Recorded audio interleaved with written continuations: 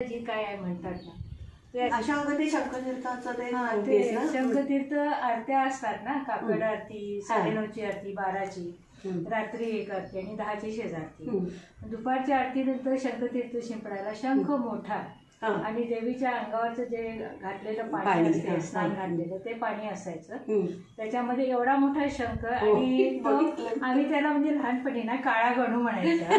म्हणजे दिसा काळा काळा कुळकुळीत अगदी, म्हणजे आपलं यमदेवता कसं आहे ना, त्यामुळे पोरं घाबरायची. शंख तसा होता का? शंख मोठा होता आणि तो वाजवणारा आणि पाणी फेकणारा तोच प्रसाद पण आणायचा का? आम्ही त्याला खूप घाबरायचो. मनुष्य असा धिप्पाड होता आणि खूप घाबरायचो. त्याला नैवेद्य आणला की ते बाजूला व्हायचं, पण त्याच्या भीतीने आम्ही बाजूला होत होतो. शंखतीर्थ म्हणजे हे करून सगळ्यांच्या शिंपडायचं आणि ते शंखतीर्थ घ्यायला सगळ्यांची बाबा थोडे तरी थेंब आपल्याला मिळू दे म्हणून सगळे आम्ही सुद्धा अशी आ करून बसायचं, पण ते जी मोठी लोक असेल त्यांच्या तोंडात पडायचं, आमच्या काय कधी पडलं. देवीचा नैवेद्य पण तो प्रधान वाडा आमच्या ज्योतिबा आईच्या घरापासून आहे ना प्रधान बोल, तिथे त्यांच्याकडनं तो नैवेद्य महालक्ष्मीचा आणायचा. आणि नगारखाना एक तो एक उल्लेख राहिला. महालक्ष्मीचा मेन महादरवाजा आहे, तिथून पायऱ्या उतरल्यानंतर महालक्ष्मीकडे तोंड करून उजव्या बाजूला 3ऱ्या मजल्यावरती तो नगार आहे. आरती व्हायच्या वेळी तो नगारे वाजवले जायचे पूर्वी. आरती आणि घंटानाथ घाटीराची जी घंटा, त्यामुळे तो घाटीराचं नाव पडलं. तो पण असा बलदंड मनुष्य होता घाट वाजवणारा. आरतीच्या वेळी त्याची सकाळी बाबा पहाटेची घंटा, नंतर 8, 8:30ला, दुपारी 1, 8:30ला, रात्री 8ची घंटा आणि रात्री 10ची, असं त्या घंटानादाचा क्रम असा. म्हणजे बाबा आपली आता आरती होणार आहे, हे होणार आहे, त्यामुळे खरं त्या घंटेचा नाद ना पूर्वी शांत एरिया, एवढं पोल्युशन किंवा हे नव्हतं. रेल्वे स्टेशनच्या पुढेपर्यंत लोकांना तो ऐकायला जायचा, एवढं त्या घंटे. आणि घंटा देखील आकारानं मोठी, त्याचा तो मधला लोला देखील आपल्याला आवडणार नाही एवढा असा ते लोक वाजवायची. तो अतिशय मोठा आणि घाट, म्हणजे ती घाट तिथं घाट वाजते असं म्हणायचं, त्यामुळे तो घाटी दरवाजा असं झाला ना आपल्याला. त्याचा प्रतिध्वनी अगदी म्हणजे हे अगदी खूप लांब पर्यंत. आमच्या घरात समोरच आमच्या आईचं घर ना, त्यामुळे आमच्या घरातून घाटी दरवाजा, सगळ्या आतल्या आरत्या, नंतर प्रदक्षिणा पालखी जी घालायची ना, अगस्ती मुनींची ती लोपामुद्राची ती दीपमाळ आहे, त्याला वळसा घालून मग ती महालक्ष्मीची पालखी, अंबाबाईची पालखी आत जायची.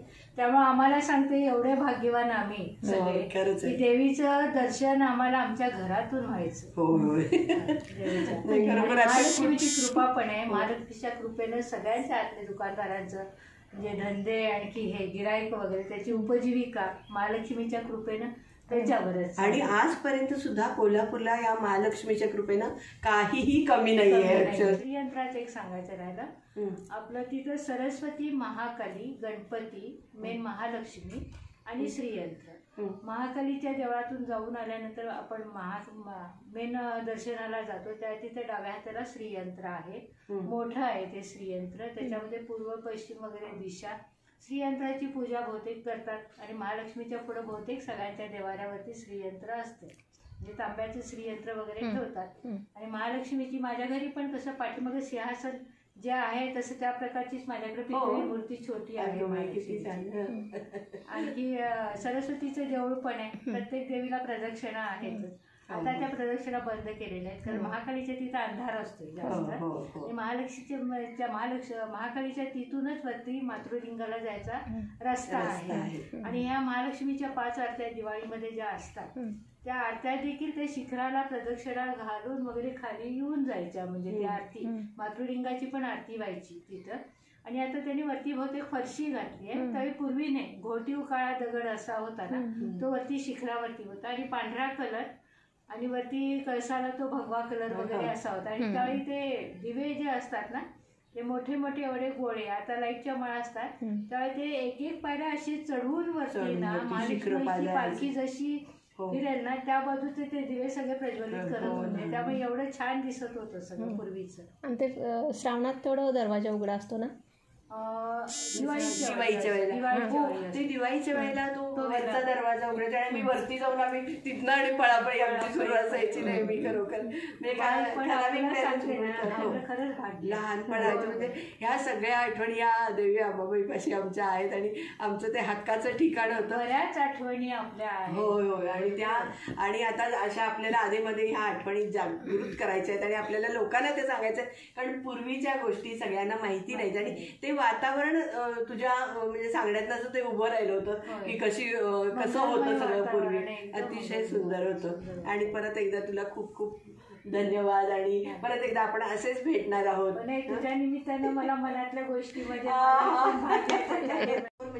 आपल्याला अंबाबाईच्या कृपेनं कोल्हापूरकरांना तर काही कमी पडत नाही, पण तिचा वरदहस्त सर्व भक्तांच्या वरती आहे. आणि आपण सगळ्या संकटातून ती आपल्याला तारून नेते, की आपल्याला कोरोना असू दे, पूर असू दे, एक महालक्ष्मी जी आहे की आपल्याला अगदी सगळ्या ह्याच्यानं अलगद बाहेर काढते. आणि तिची कृपा दृष्टी ही आपल्या सर्व भक्तांवरती अशीच राहू दे, ही अशी मी अंबाबाईच्या चरणी प्रार्थना करते. आणि आज आपण इथे थांबूया. परत भेटणार आहोत आशाबरोबर. आणखीन अशा नवीन जुन्या गोष्टी नव्याने ऐकण्यासाठी आपण परत भेटणार आहोत.